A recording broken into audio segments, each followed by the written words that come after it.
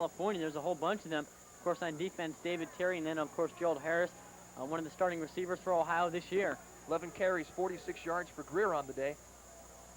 Ohio staying in the wishbone in this series.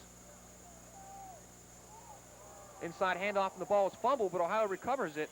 So they went with Ricky Howell, and on Ricky Howell's first carry, he fumbles the football, but OU comes up with the ball as Miles Davidson fell on the loose football, so Ohio avoids disaster on that one.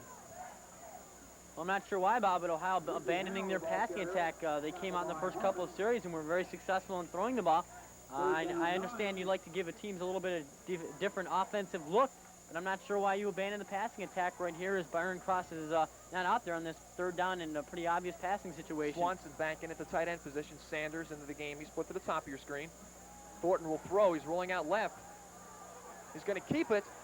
Needs to get to the 45. He does for the first down, still on his feet, and goes out of bounds in midfield. Anthony Thornton, a great running quarterback, and that time nothing was open downfield. He hangs on to the football and gets the first down. That's something Anthony Thornton does very well. He ad-libs extremely well and creates a lot offensively. Yeah, well, it was a one-on-one situation with L.D. Hartman, and Anthony Thornton knew that he had to get by L.D. Hartman if he wanted to get the first down, and he broke off the tackle and picked up enough yardage. So Anthony Thornton with a few carries on the day, and he's picked up excellent yardage already.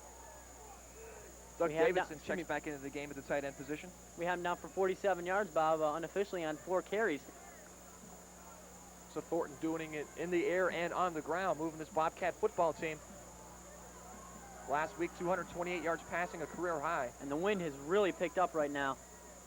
And it appears to be blowing in the face of Thornton. Maybe that's why they've gone to the ground more. Greer tries to break it outside. He'll get 5 yards before being brought down by John Taylor. Taylor, one of those young people in the back, but he's a freshman for Dick Crum.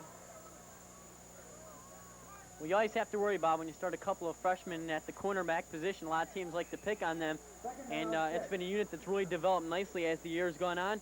John Taylor, a 5'10", 184-pound freshman. Keith Younger, 5'9", 175-pound freshman. Not a lot of size for either one, but they're very quick athletes. Well, this team in general is very quick. They don't have a lot of size up front either.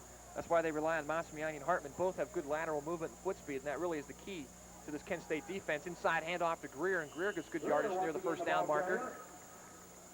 Probably set up third and very short yardage for Ohio. Don Schmimick doing a good job of moving people out on that right side of the line as Greer right up his back. Ohio and Kent with one common opponent so far, that being Eastern Michigan. Kent State lost to Eastern at Eastern 30-7, and Ohio losing to Eastern Michigan in their home opener 30-25. And of course, that Eastern Michigan game, one in which Ohio led. Yeah, but a blowout in the second half. If you look very closely there from that ground shot.